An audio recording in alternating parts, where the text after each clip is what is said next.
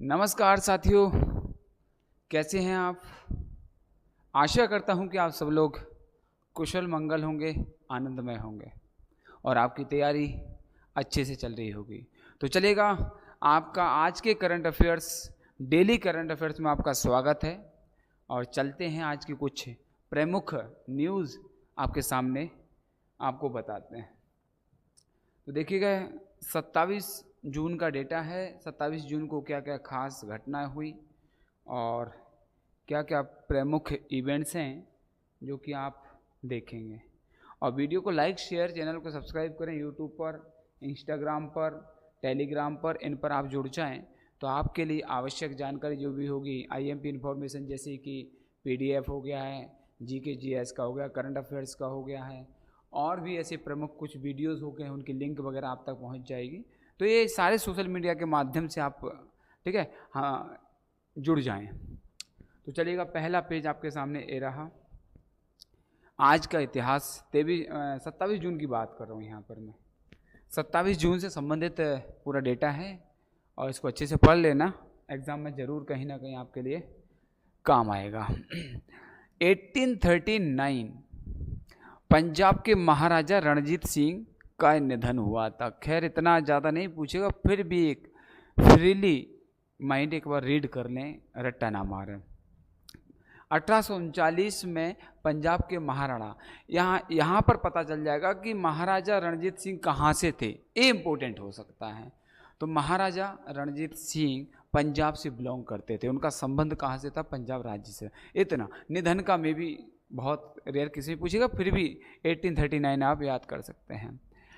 1967 27 जून तो सब में रहेगा। 27 जून 1967 विश्व का पहला एटीएम, बस इतना पूछा जा सकता है कि वो, ठीक है, वर्ल्ड का पहला एटीएम मशीन जो है कहाँ पर लगाई गई थी, लंदन, ब्रिटेन। ओके, बस इतना याद रखना है। अब यहाँ पर और डीप में नहीं जाएगा, एनफील्ड वगैरह, लेकिन फिर भी आप एक दो बार पढ़ेंगे तो आपको ओरली आ जाएगा। तो विश्व का पहला एटीएम लंदन के एनफील्ड में स्थापित किया गया था। एटीएम का फुल फॉर्म पूछा जा सकता है, ठीक है, एटीएम का फुल फॉर्म पूछा जा सकता है। तो और ठीक है, automatic teller machine. Automatic teller machine मतलब अपने आप से पैसे, ठीक है, निकालती है, जैसे अपने आप ही और वो ऑपरेट होती है और पूरा काम करती है। तो ऑटोमेटिक टेलर मशीन इसका फुल फॉर्म है। 2005 में क्या हुआ, ब्रिटेन ने संयुक्त राष्ट्र सुरक्षा परिषद में बिना वीटो के भारत की स्थायी सदस्यता का समर्थन किया। होता क्या है, ये वीटो के माध्यम से समर्थन रखा प्रपोजल रखा जाता है, प्रस्तावना या कह सकते हैं, ठीक है, समर्थन किया जाता है। लेकिन उन्होंने क्या किया, ब्रिटेन ने विदाउट वीटो ये रख दिया। ठीक है, ये ऐसा प्रश्न रहेगा कि भारत का किस देश ने यूएनओ में प्रस्ताव रखा था सदस्यता के लिए, तो किसने रखा था, आप बता सकते हैं, ब्रिटेन ने रखा था। यह भी पूछा जा सकता है बिना वीटो के या वीटो के साथ, तो बिना वीटो को रखा था। 27 जून 2005, तो 2005 से आपको याद रखना है। 2008 माइक्रोसॉफ्ट कॉरपोरेशन के चेयरमैन बिल गेट्स, ये इम्पोर्टेंट है, टेक्नोलॉजी से संबंधित है और सॉफ्टवेयर कंपनी है। माइक्रोसॉफ्ट कॉरपोरेशन के चेयरमैन बिल गेट्स ने अपने पद से इस्तीफा दिया था। तो इस्तीफा का नहीं है, पर इतना है कि जो चेयरमैन बिल गेट्स हैं वो किसके चेयरमैन थे, माइक्रोसॉफ्ट, इन्हें, ठीक है, इन्हीं की कंपनी है, चलेगा। 2008 पूर्व सेना प्रमुख सैम मानेकशॉ का निधन हो गया। तो ये क्या है, ऐसा लिखा आ सकता है कि मानेकशॉ किस पद पर थे, क्या हैं, इस तरह से। तो बस इतना याद रखना है, पूर्व सेना प्रमुख, ठीक है। और सेना प्रमुख जैसे 3 सेना होती हैं, एक होती है आर्मी, जिसको हम कहते हैं, ठीक है, आर्मी को एक और कहते हैं थल सेना, और जैसे नेवी हो गया, वो नेवी को कहते हैं जल सेना, नेवी, ठीक है, नेवी, और एक और कहते हैं नौसेना। इस तरह के नाम होते हैं। एयरफोर्स वायुसेना हो गया है, तो ठीक है, एक इसके पूर्व सेना प्रमुख रहे हैं, चलेगा। आगे चलते हैं, कंटिन्यू नोट कर लेना जो आईएमपी में बता रहा हूँ आपको। नेक्स्ट कुछ डिटेल है यहाँ पर, अनुष अग्रवाल ओलंपिक में ड्रेसाज में भारत के प्रतिनिधित्व के लिए चुने गए। तो यहाँ पर एक करंट का है 27 जून को चुने गए। कौन? अनुष अग्रवाल ओलंपिक में, ठीक है। ड्रेसाज एक जगह है जहाँ पर ओलंपिक होगा, भारत के प्रतिनिधित्व। तो भारत का प्रतिनिधित्व कौन करेगा? भारत का रिप्रेजेंटेटिव कौन रहेगा? ठीक है, कौन? अग्रवाल। कौन से? अनुष अग्रवाल।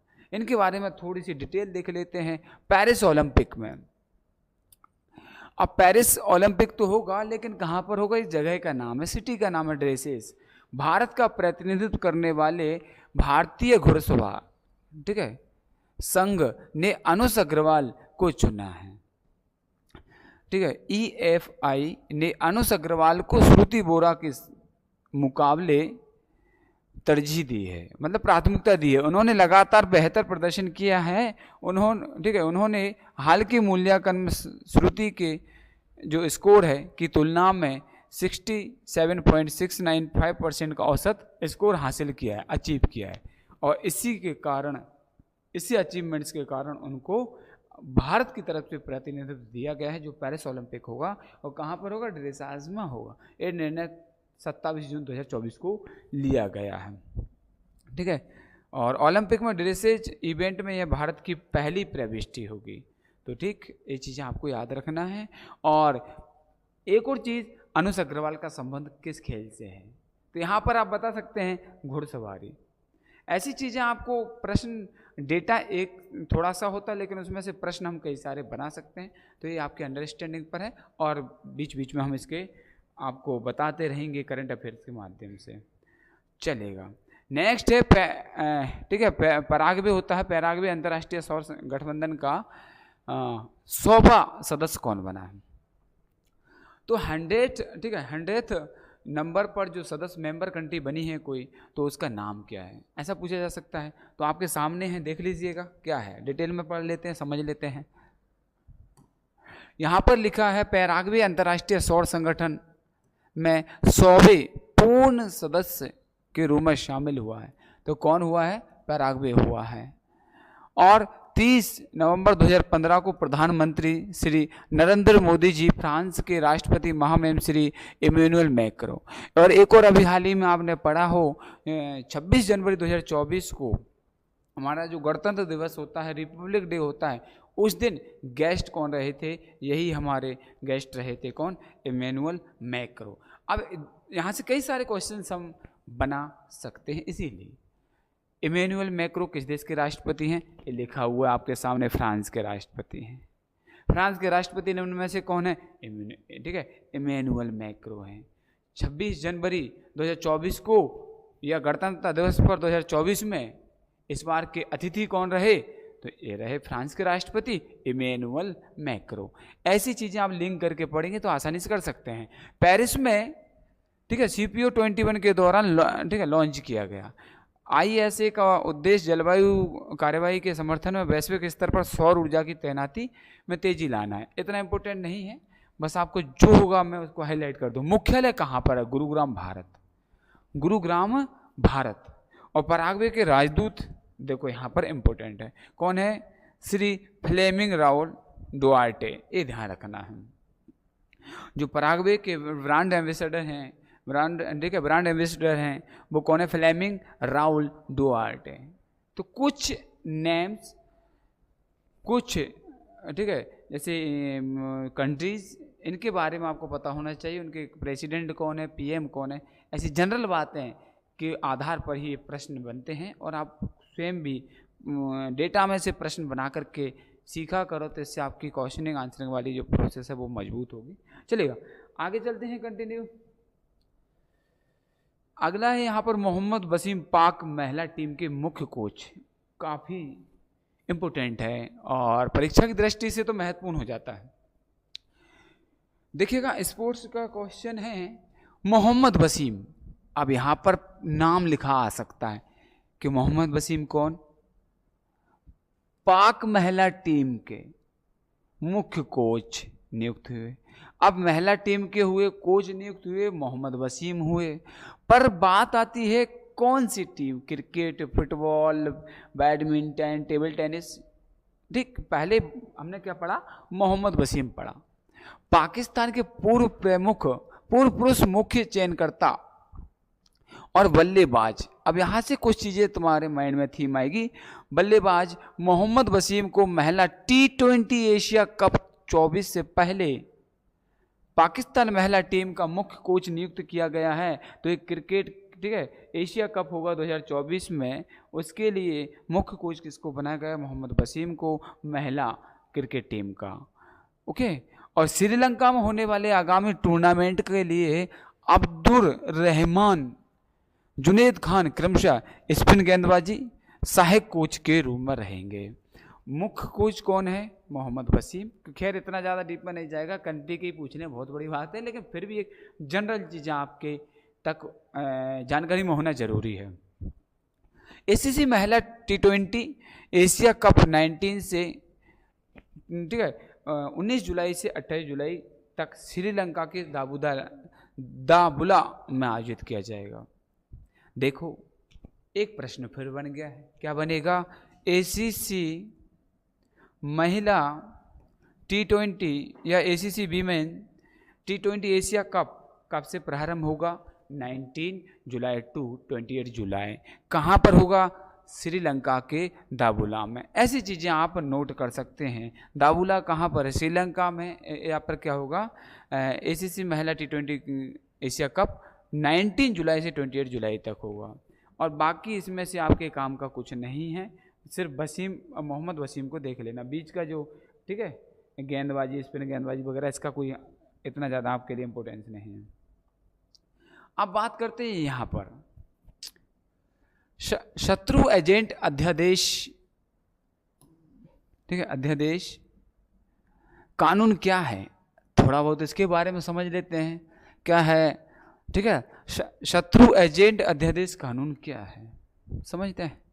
जम्मू कश्मीर के डीजीपी, और जो डीजीपी रैंक होती है वो स्टेट में सबसे हाईएस्ट रैंक होती है पुलिस डिपार्टमेंट की, director general of police, director general of police. और आपके लिए एक मैं वो दूंगा homework, director general of police.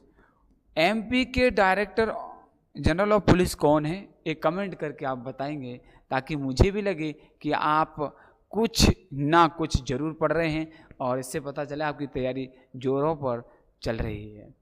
और क्या है यहाँ पर, चलिएगा, डीजीपी आर सोरेन ने आतंकवादी सहयोगियों के खिलाफ शत्रु एजेंट अध्यादेश का उपयोग करने का प्रस्ताव रखा है। और ठीक है, यूएपीए से भी अधिक कठोर दंड, जैसे आजीवन कारावास हो गया, मृत्यु दंड की वकालत भी की गई ही है इसमें। तो जो शत्रु एजेंट अध्यादेश है, जम्मू कश्मीर के जीडीपी आर सोरेन ने आतंकवादियों का जो सहयोग करता है, या उनको कह सकते हैं उनके साथ मिलकर के ऐसी कोई घटना को अंजाम देने में, ठीक है, उनका सहयोगी होता है, तो उसके लिए क्या है, कठोर दंडात्मक कार्यवाही में आजीवन कारावास और मृत्यु दंड की वकालत भी की है, और यूएपीए से भी अधिक कठोर। और इससे पहले पहली बार कब लाया गया था, ये 1917 में जम्मू कश्मीर में डोगरा महाराजा के शासन के दौरान जारी किया गया था। तो ये जम्मू कश्मीर में डोगरा महाराजा के शासन में इस तरह का कानून था। वह दुश्मन समूहों की सहायता करने के लिए आजीवन कारावास या मृत्युदंड जैसी कठोर।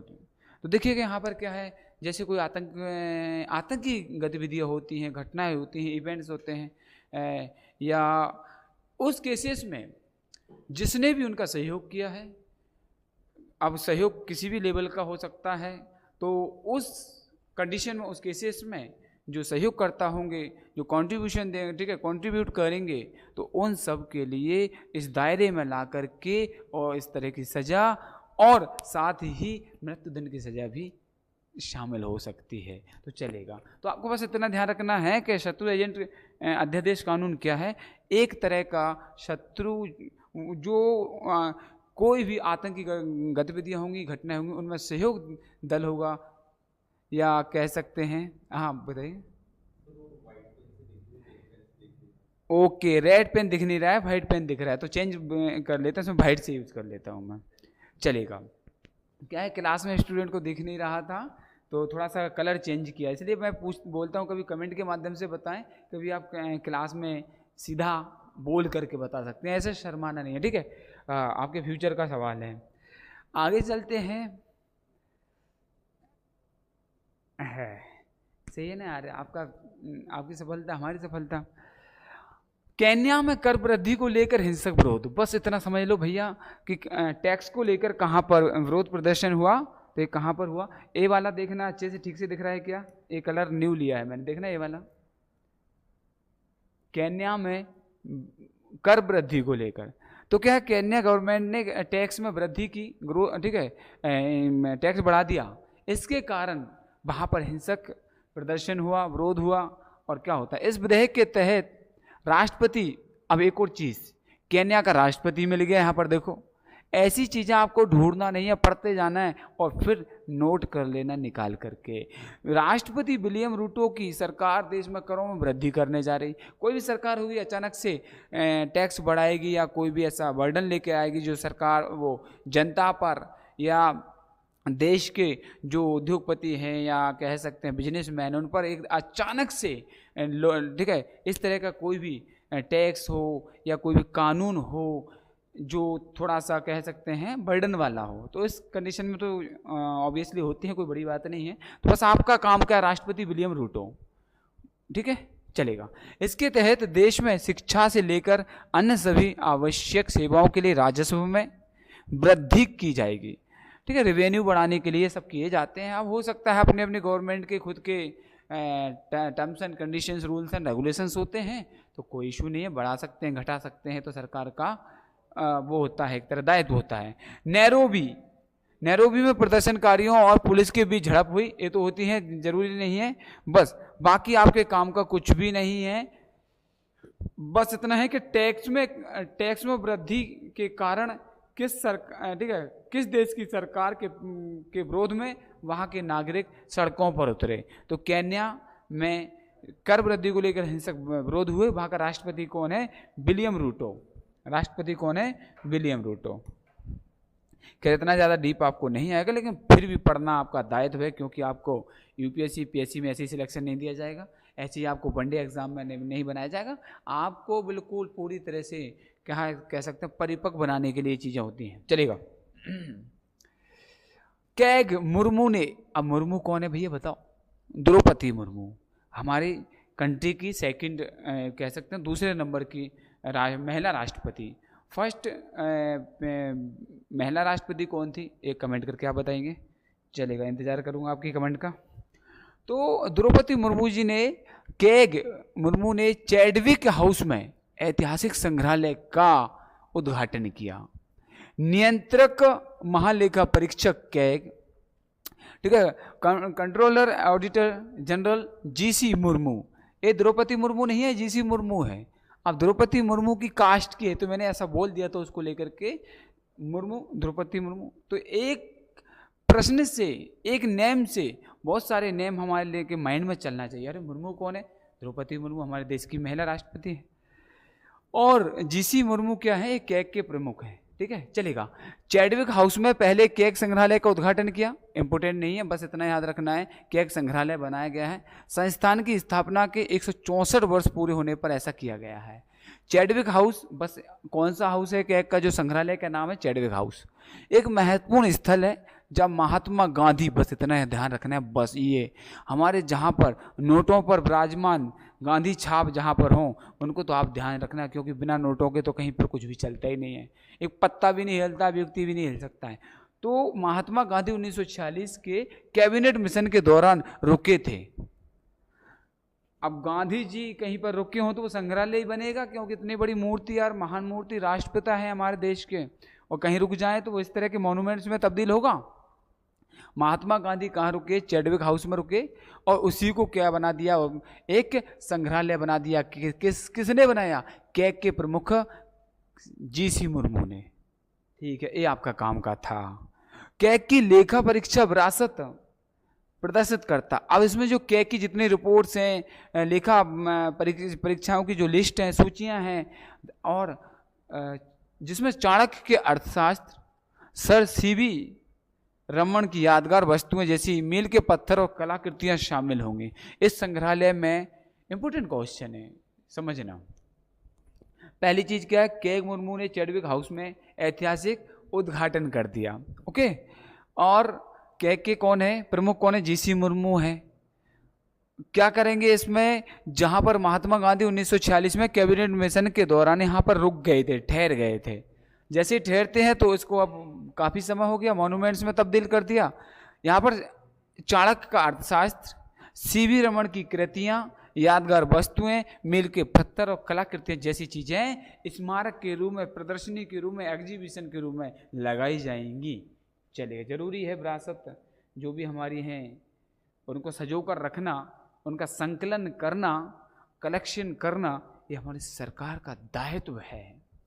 और आपका दायित्व भी है कि सरकार में कोई भी न्यू कह सकते हैं, कोई भी करंट का कुछ भी इश्यूज होता है तो उसको आप बढ़िया छाप लें अपने किसमें, होमवर्क के लिए और फेयर रजिस्टर में।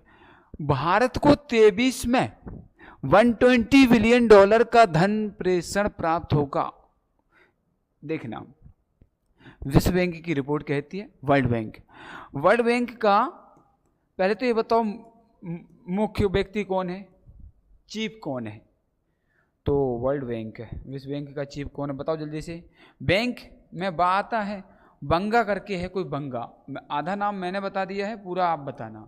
वर्ल्ड बैंक का चीफ कौन है, बंगा, और पहला आप बताएंगे, मैंने लास्ट का बता दिया क्योंकि आप खुद ढूंढेंगे, सर्च करेंगे तो ज़्यादा याद होगा। ये चीज़ें आपको करनी है। तो रिपोर्ट के अनुसार भारत को 23 में $120 बिलियन अमेरिकी डॉलर का धन प्रेषण प्राप्त हुआ। चीन $50 बिलियन, फिलीपींस, इस तरह से सबको दिया गया है। इंपोर्टेंट नहीं है, भारत का याद रखना बस, कितना दिया गया, $120 बिलियन चलेगा। पाकिस्तान को $27 बिलियन अमेरिकी डॉलर धन प्रेषण प्राप्तकर्ताओं की शीर्ष 5 देशों की सूची में शामिल किया गया है। संयुक्त अरब अमीरात से भारत में धन प्रेषण होता है जो 18% और संयुक्त राज्य अमेरिका के बाद भारत के धन प्रेषण का दूसरा सबसे बड़ा स्रोत है। तो इतना ही पूछा जाएगा, कुछ नहीं पूछेगा आपसे, चलेगा। और है इंपॉर्टेंट चीज़ें हैं यहाँ पर, कुछ काम की चीज़ें। दून स्कूल श्रीनगर, अब दून स्कूल कहाँ है, श्रीनगर में है। भारत नॉर्वे शिक्षा शिखर सम्मेलन शीर्ष पुरस्कार जीता है, ठीक है, किसने जीता है, दून स्कूल श्रीनगर ने। कौन सा, भारत नॉर्वे शिक्षा पुरस्कार सम्मेलन। दून स्कूल को चेयरमैन कौन है, शौकत हुसैन, इतना ज़्यादा नहीं पूछेगा। इनके नेतृत्व में अपने अभिनव योगदान के लिए इंडो नॉर्वे अंतर्राष्ट्रीय शिक्षा शिखर सम्मेलन award for transformative education excellence से सम्मानित किया गया। ठीक है, इतना ही काफ़ी है। बस दून स्कूल कहाँ पर, श्रीनगर में। कौन सा अवार्ड मिला है, भारत ठीक है, नॉर्वे शिक्षा शिखर सम्मेलन अवार्ड। इंडो नॉर्वे शिक्षा शिखर सम्मेलन का आयोजन कहाँ हुआ, माइंड मिंगल द्वारा किया गया, माइंड मिंगल द्वारा। 2014 से शिक्षकों और स्कूलों के व्यावसायिक विकास के लिए समर्पित एक संगठन है। और मुख्य अतिथि, बस यहाँ पर आपका पूरा ध्यान होना चाहिए और आंखें फाड़ के देखना है यहाँ पर। क्या हिमांशु गुलाटी, सांसद नॉर्वे, कहाँ के हैं हिमांशु गुलाटी, ठीक है, मेंबर ऑफ पार्लियामेंट है, कहाँ के, एमपी हैं नॉर्वे के, ठीक है, नॉर्वे। चलेगा, आगे चलते हैं, कंटिन्यू। मेटा एआई भारत में व्हाट्सएप, फेसबुक, इंस्टाग्राम पर लॉन्च हुआ। ठीक है भाई, भारत में आ गया तो याद करना पड़ेगा और पेपर का एक पार्ट बन जाएगा, ठीक है, जरूरी है। मेटा एआई भारत में, तो मेटा क्या है, एक एआई है। बस अभी फिलहाल में आपसे एमपीपीएससी में पूछा था करेंटली क्या है। अचानक से ऐसे कोई शब्द होते हैं जो आप पढ़ तो लेते हैं, आप सिर्फ एआई पर घूमते रहते हैं, झूमते रहते हैं, और वो आगे क्या लगा वो नहीं देखते हैं। तो मेटा एआई का ये किसी एआई का नाम दे दिया मेटा एआई, एक टाइप्स मान सकते हैं। तो व्हाट्सएप, फेसबुक, इंस्टाग्राम पर भी लॉन्च कर दिया गया। तीनों सोशल मीडिया जो कि हैं सुप्रीम पोजीशन पर है अभी, व्हाट्सएप, फेसबुक, इंस्टाग्राम। फेसबुक का नया एआई चैट, देखो अब यहाँ पर एक और इम्पोर्टेंट चीज़ मिल गई यहाँ पर, एआई चैट किसका? फेसबुक का नया एआई चैट बोट मेटा। अब एआई अब भारत में व्हाट्सएप पर आएगा, फेसबुक पर आएगा, इंस्टाग्राम और मैसेंजर पर भी उपलब्ध होगा, क्योंकि फेसबुक ने इंस्टाग्राम को और व्हाट्सएप इनको सबको परचेज कर लिया, तो इस कारण से अब वो क्या है, खुद का ही है, तो चारों पर लागू कर दिया। सबसे बड़े बाजार में 1 अरब से अधिक उपयोगकर्ताओं को सेवा प्रदान करता है। उपयोगकर्ता मेटा एआई वेबसाइट बनेगी, माध्यम से सीधा अपने व्यक्तिगत और समूह चैट के माध्यम से मेटा एआई तक पहुंच सकते हैं, जो प्रश्नों के उत्तर देने, टेक्स्ट बनाने ऐसी बहुत सारी क्षमता कैपेसिटी प्रदान करेगा। मेटा के सीईओ इम्पोर्टेंट मार्क जकरबर्ग। अब भैया फेसबुक का मार्क जकरबर्ग है, जकरबर्ग जो भी है, ऐसे ही नाम आते हैं, और अब तीनों उसके ही हो गए हैं। फेसबुक ने इंस्टाग्राम हो गया है, व्हाट्सएप हो गया है, और मैसेंजर उसी का ही है, तो सबका सीईओ वही हो गया है, ठीक है। तो ये इस तरह की फैसिलिटी देंगे। जिस तरह से चैट जीपीटी होती है, उसमें कोई भी इंफॉर्मेशन प्रश्न डालो, कोई भी आंसर आ जाता है, इसी तरह से अब ये 3 या 4 प्लेटफॉर्म पर वही फैसिलिटीज आपको मिलने लगेगी। मेटा एआई चलेगा। Chat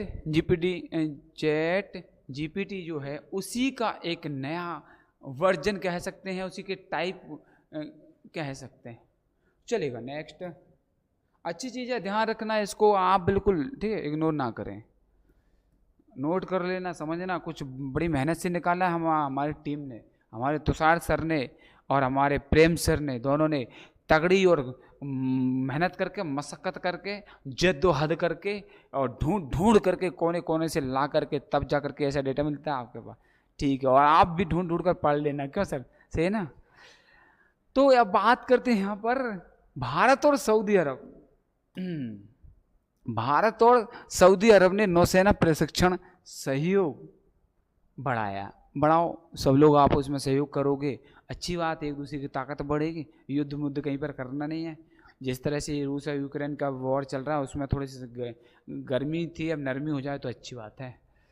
royal Saudi naval forces RSNF के किंग, अब देखना यहाँ पर किंग फैद नौसेना अकादमी के 76 प्रशिक्षु 24 जून 24 को दक्षिणी नौसेना कमान कोच्चि भारतीय नौसेना के प्रथम प्रशिक्षण, ठीक है, रिक्वायर्डन फर्स्ट TS में शामिल हुए। इतना इंपॉर्टेंट नहीं है। इसका उद्देश्य भारत और सऊदी अरब, बस इतना देखना है। किसके साथ में? भारत और सऊदी अरब के बीच द्विपक्षीय नौसैनिक सहयोग। तो क्या हो जाएगा? बायलैटरल नेवल फोर्सेस कंट्रीब्यूशन होगी। आपसी समझ को मजबूत करना होगा, सब करते हैं। प्रशिक्षण कार्यक्रम में नाविक कौशल, ठीक है, नाविक कौशल हो गया है, सिम्युलेटर अभ्यास और जहाज पर नौकायन प्रशिक्षण शामिल किया जाएगा। तो कुछ भी नहीं, बस इतना याद रखना है, सऊदी अरब और भारत के बीच नेवल सहयोग को बढ़ाने के लिए इस तरह की चीज़ें की जा रही हैं, ठीक है। बस आपको थोड़ा सा समझना है कंट्री का नेम और क्या है। नेवल एक्सरसाइजेज मीन्स हो गए, नौसेना अभ्यास होगा, जहाज वगैरह पर दोनों सेनाएं समुद्र में जा कर के अपनी अपनी कलाओं का प्रदर्शन करेंगी और एक दूसरे की, ठीक है, जो भी आर्ट्स होगी या नेवल एक्सरसाइज होंगी शेयरिंग करेंगे। विश्व MSME दिवस चलेगा। अब यहाँ पर पट्टी हटेगी क्या? नहीं, हट गई। विश्व MSME दिवस कब मनाया जाता है? 27 जून, ठीक है। Micro small medium enterprises, MSME का फुल फॉर्म होता है माइक्रो स्मॉल मीडियम इंटरप्राइजेज, ठीक है। माइक्रो स्मॉल मीडियम इंटरप्राइजेस होता है और एसोचैम द्वारा 26-27 जून को लखनऊ उत्तर प्रदेश में 2 दिवसीय MSME सम्मेलन का आयोजन किया जा रहा है। अब क्या आएगा यहाँ पर? 26-27 को जो लखनऊ है, और लखनऊ क्या है, एक और चीज़, हाँ, कभी कभार क्या होता है जब प्रश्न में से प्रश्न बनता है 360 डिग्री जब मूव करते हैं, बड़ा मज़ा आता है। लखनऊ फर्स्ट AI सिटी है। AI सिटी मतलब आर्टिफिशियल इंटेलिजेंस सिटी है। लखनऊ भारत की पहली एकमात्र सिटी है। ये प्रश्न पूछा जा चुका है, ठीक है। इसमें नहीं दिख रहा है तो इसका मतलब ये नहीं है कि आप लिखें नहीं, लिख लेना। तो लखनऊ क्या है? फर्स्ट AI सिटी है, उत्तर प्रदेश की है, और एसोचैम द्वारा अभी 26-27 को MSME सम्मेलन का आयोजन हुआ, ठीक है। कौन सा हुआ? वैश्विक स्तर का, ठीक है, वर्ल्ड लेवल का। समूह के पहले दिन एमएसएमई मंत्री उत्तर प्रदेश सरकार राकेश, इतना इंपॉर्टेंट नहीं है, बस कहाँ पर हुआ, लखनऊ उत्तर प्रदेश में हुआ। क्या हुआ, वर्ल्ड एमएसएमई दिवस पर सम्मेलन हुआ, बस और कुछ ज़्यादा नहीं। वर्तमान में उत्तर प्रदेश राज्य में 96 लाख एमएसएमई इकाइयाँ हैं, नो इम्पोर्टेंट। एमएसएमई देश के सकल घरेलू उत्पाद में 40% का योगदान देता है। स्मॉल मीडियम स्मॉल, गलत हो गया, micro small medium enterprises, first में बताया था ना आपको, चलेगा। रोजगार प्रदान करने में उनकी हिस्सेदारी कितनी है? अगर जीडीपी की बात करें, जीडीपी, ठीक है, और रोजगार की बात करें तो कितने % रोजगार देता है MSME? Micro small medium enterprises अगर बात करें जीडीपी की तो ये 40% की हिस्सेदारी निभाती है हमारी ऑल ओवर जीडीपी जो इंडिया की है उसमें। और जीडीपी का फुल फॉर्म बताओ आप, ठीक है, ग्रॉस डोमेस्टिक प्रोडक्ट। और जो हमारा रोजगार प्रदान करती है, कितना करती है एमएसएमई? ये करते 62%। 100 लोगों में से 62 लोग एमएसएमई के माध्यम से रोजगार प्राप्त कर रहे हैं, नौकरी कर रहे हैं। तो देखिए बहुत बड़ा हिस्सेदारी है इसकी, बहुत बड़ा कंट्रीब्यूशन है हमारे जो रोजगार देने में। चलेगा। हाँ, कोची में प्रथम अंतर्राष्ट्रीय डेयरी फेडरेशन एशिया प्रशांत शिखर सम्मेलन। चलेगा। अब चलते हैं, दूध से बनने वाले जितने भी उत्पाद होते हैं वो डेयरी में आते हैं। कोची में प्रथम अंतर्राष्ट्रीय डेयरी फेडरेशन एशिया प्रशांत शिखर सम्मेलन, कौन सा? एशिया प्रशांत शिखर सम्मेलन का आयोजन हुआ। इसमें क्या, मत्स्य पालन हो गया, पशुपालन, डेयरी मंत्रालय, एनडीडीबी और आईडीएफ द्वारा आयोजित पहला आईडीएफ क्षेत्रीय डेयरी सम्मेलन एशिया प्रशांत 26 से 28 जून तक कोची में हुआ। बस आपके काम का। कहाँ पर हुआ? कोची में हुआ। विषय वस्तु, थीम क्या थी इसकी? ठीक है, फार्मर सेंट्रिक इनोवेशंस इन डेयरी की फील्ड में आपको क्या, फार्मर सेंट्रिक इनोवेशंस करना है। इसमें 20 से अधिक देशों के 1000 से अधिक प्रतिनिधि ने भाग लिया, जिनका उद्देश्य डेयरी क्षेत्र के प्रमुख मुद्दों को संबोधित करना और वन हेल्थ सिद्धांतों को बढ़ावा देना। तो इतना इम्पोर्टेंट नहीं, कोची में हुआ। लगभग कितने सदस्य उपस्थित हुए ये भी इम्पोर्टेंट नहीं है, बस आपको देख लेना, बस डेट देख लेना है, कहाँ पर हुआ है और हुआ क्या है। भारत में विपक्ष के नेता, चलेगा भैया, दमदार नेता आए इस बार भारत में विपक्ष के नेता। भारत में विपक्ष के नेता स्थिति, विपक्ष के नेता को कैबिनेट मंत्री के समान दर्जा दिया जाता है, दे दो। सांविधिक पद भी है। संसद में विपक्ष के नेताओं के वेतन भत्ते अधिनियम 1977। अब यहाँ पर एक प्रश्न बन सकता है, सिविल सर्विसेज का प्रश्न बन सकता है। कैसा बनेगा? जो विपक्ष का नेता होता वो कैसा पद है? सांविधिक पद है, संवैधानिक पद है, या कह सकते हैं गैर लाभकारी पद है, या लाभकारी पद है, ऐसा कुछ बन सकता है। तो यहाँ पर सांविधिक और संवैधानिक में बहुत अंतर होता है। ये सांविधिक पद है। सांविधिक और संवैधानिक में बताऊंगा। कॉन्स्टिट्यूशन, ठीक है, कॉन्स्टिट्यूशनल होता है एक, और एक होता है ठीक है, स्टैट्यूटरी। तो दो अलग अलग पद होते हैं, लेकिन मैं इसको डिफरेंशिएट बाद में करूँगा। या कह सकते हैं जो कॉन्स्टिट्यूशन में वर्णन है, जिसका उल्लेख है, मेंशन है, उस पद को कहा जाता है संवैधानिक, जो संविधान में उल्लेखित है। और सांविधिक वही होता है जो संविधान में उल्लेखित नहीं होता है। तो संविधान में, ठीक है, विपक्ष के नेताओं के वेतन भत्ते अधिनियम 1977 के तहत पद प्रदान किया जाता है। योग्यता, इसकी योग्यता क्वालिफिकेशन क्या है? आहर्ताएं क्या है? कुल सीटों में से कम 10% को एक और कह सकते हैं वैकेंसी इन दिस फॉर्म, या जो फ्रैक्शनल फॉर्म है वो 1/10 होता है। 1/10, 1/10 सीटों के साथ सबसे बड़ी विपक्षी पार्टी का होना जरूरी है। लास्ट ये जो चुनाव हुआ था हमारा 2019 में, उसमें किसी भी एक राष्ट्रीय दल ने या पार्टी ने 10% का कोटा पार नहीं किया था, लेकिन इस बार जरूर किया है। तो विपक्ष का नेता कौन है आप बताइएगा। कल के पेपर में ही आया था, किसको बनाया गया। एक प्रश्न आपसे पूछूंगा, प्रोटेम स्पीकर और स्पीकर में क्या अंतर है? What is the basic difference between the pro tem speaker and speaker? जो लोकसभा अध्यक्ष होता है एक स्पीकर और एक होता है प्रोटेम स्पीकर, दोनों में बेसिक अंतर क्या है? क्या उसी को ही कहते हैं प्रोटेम स्पीकर? ये आप कमेंट करके मुझे मैसेज सेंड करेंगे, फिर इस पर मैं कभी चर्चा का विषय बनाऊंगा और आपके लिए समझाऊंगा। ठीक है, IISc टीम ने तपेदिक अनुसंधान के लिए 3D फेफड़े का मॉडल विकसित किया। 3D फेफड़े बन गए, लो फेफड़े भी 3D आ गए हैं। ठीक है, जो लंग्स हैं 3D आ गए हैं। किसने इसको, ठीक है, IISc टीम ने तपेदिक, तपेदिक क्या है यार? सुना हुआ शब्द लग रहा है, आपको भी लगा होगा। ये क्या है? जो टीबी होती है, टीबी का फुल फॉर्म जो होता है ट्यूबरकुलोसिस होता है। क्या होता है? टीबी का फुल फॉर्म जो होता है ट्यूबरकुलोसिस। और ट्यूबरकुलोसिस एक क्या है? बहुत ही गंभीर बीमारी है। और ये क्या होता है? इसका एक बैक्टीरिया होता है, अब इसका पता नाम मुझे भी नहीं आ रहा है। ट्यूबरकुलोसिस का क्या होता है? कुछ ऐसा ही होता है। ट्यूबरकुलोसिस उसी के नाम पर ही है, टीबी के बैक्टीरिया होता है। तो तपेदिक भी कहते हैं इसको, और 6 रोग भी कहते हैं इसको। हिंदी में 6 रोग भी कहते हैं टीबी को। तो आप इनके नामों से घबराया ना करो, डटकर सामना किया करो, और फिर देखो एग्जाम देने जाया करो और मस्त वापस आया करो। तो ये है, देश की सेवा करो। तो तपेदिक टीबी 6, ठीक है। और हाँ, और इसी को 6 कहते हैं, तपेदिक कहते हैं, टीबी कहते हैं। टीबी का फुल फॉर्म क्या है?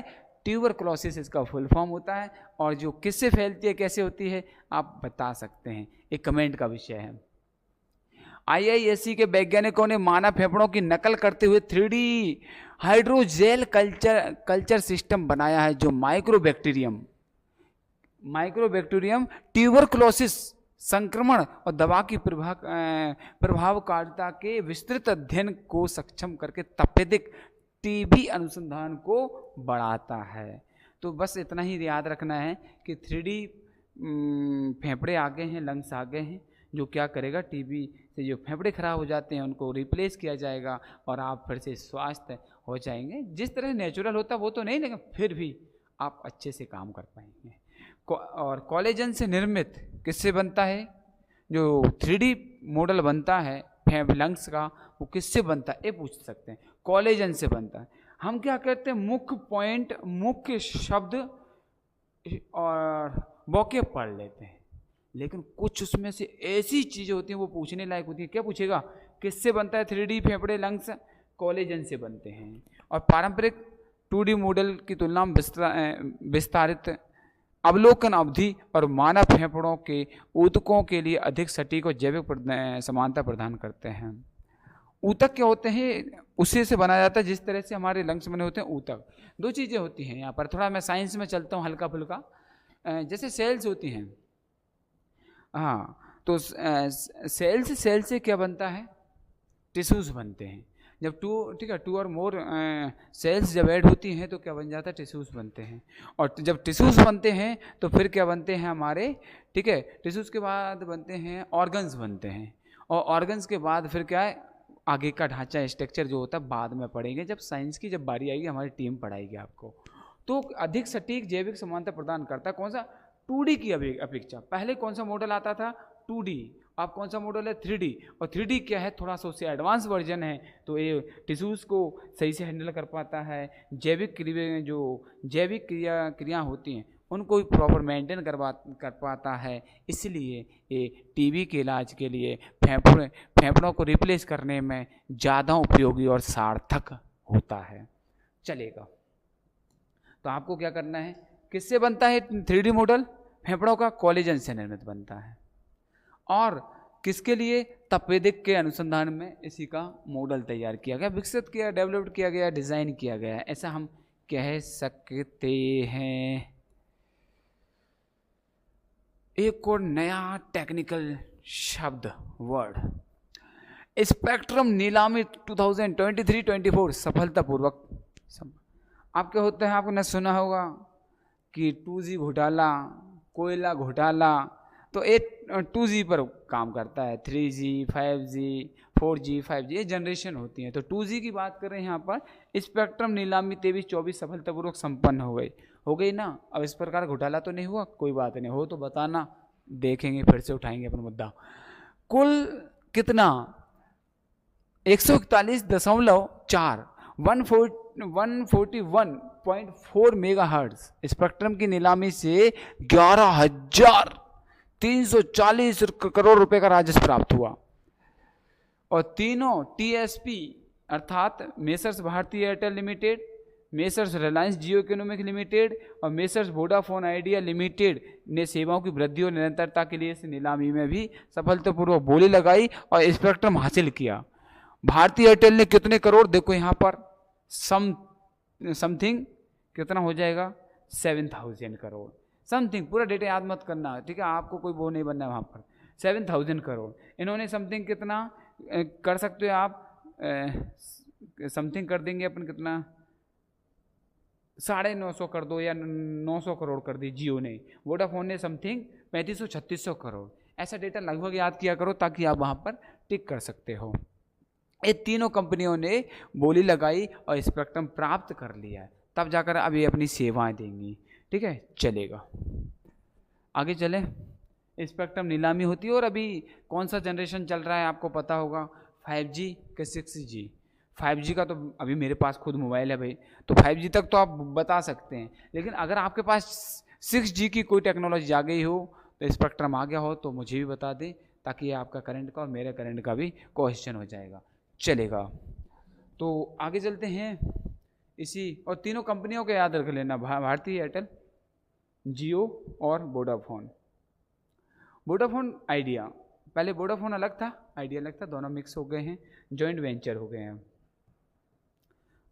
और इसी के साथ आपके लिए अच्छा सा प्यारा सा thank you for watching videos, आपने समय बताया, इसके लिए हमारी एकेडमी की ओर से आपके लिए बहुत बहुत शुक्रिया।